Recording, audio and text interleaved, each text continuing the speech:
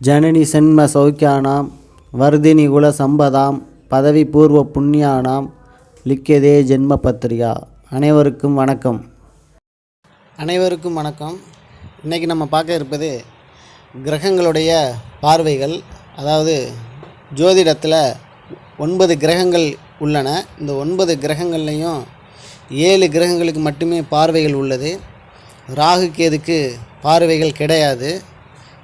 ஏன்னா மற்ற 7 கிரகங்களும் பருப்பொருளான கிரகங்கள், நிலம், நீர், காற்று, ஆகாயம் அப்படின்னு உள்ள கிரக அமைப்பு தான் இந்த 7 கிரகங்களும்.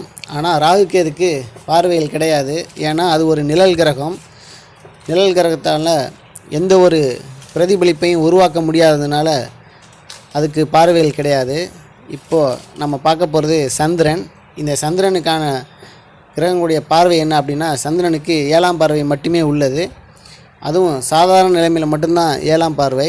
இதே பௌர்ணமி சந்திரனாக இருந்துச்சு அப்படின்னா அந்த கிரகத்துக்கான பார்வைகள் 3ஆக மாறிடும். அதாவது தாம் இருக்கும் இடத்திலிருந்து, பௌர்ணமி சந்திரனாக இருந்து தாம் இருக்கும் இடத்திலிருந்து 6ஆம் இடம், 7ஆம் இடம், 8ஆம் இடத்தை அந்த பௌர்ணமி சந்திரன் பார்ப்பார். அப்போது பௌர்ணமி சந்திரனுக்கு 3 பார்வைகள் உள்ளது.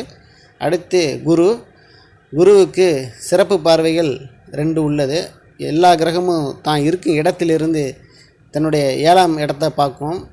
அதே மாதிரி குரு அப்படின்ற கிரகம் 5, 7, 9 அப்படிங்கிற பார்வை இருக்குது. தாம் இருக்கும் இடத்திலிருந்து தன்னுடைய இடத்துலேருந்து 5ஆம் பார்வையை பார்க்கும், 7ஆம் இடத்தை பார்க்கும், 9ஆம் இடத்தை பார்க்கும். சனி கிரகம், அடுத்து சனி கிரகம். இந்த சனி கிரகம் தாம் இருக்கும் இடத்திலிருந்து 3ஆம் இடத்தை பார்க்கும், 7ஆம் இடத்தை பார்க்கும், 10ஆம் இடத்தை பார்க்கும். அதே மாதிரி செவ்வாய் தாம் இருக்கும் இடத்திலிருந்து 4ஆம் இடத்தை பார்க்கும், 7ஆம் இடத்தை பார்க்கும், 8ஆம் இடத்தை பார்க்கும். அடுத்து சூரியன், புதன், சுக்கிரன் இந்த 3 கிரகங்களுக்கும் 7ஆம் பார்வை மட்டுமே உள்ளது. அந்த மாதிரி ஒவ்வொரு கிரகத்துக்கும் நம்ம பார்த்துருக்கோம். ஒவ்வொரு கிரகத்தோட பார்வைகள் என்ன அப்படின்னு நம்ம பார்த்துருக்கோம். இதில் சிறப்பு அப்படின்னு பார்த்திங்கன்னா பௌர்ணமி சந்திரனுடைய பார்வைகள் எப்போதுமே ரொம்ப பவர்ஃபுல்லானது.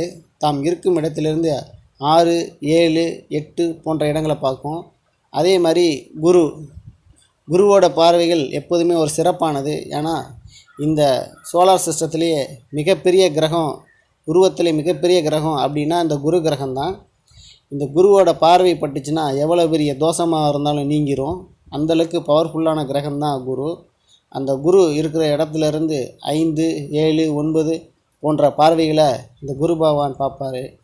இப்போது நம்ம ஒவ்வொரு கிரகத்துக்கான பார்வைகளை நம்ம பார்த்துட்டோம்.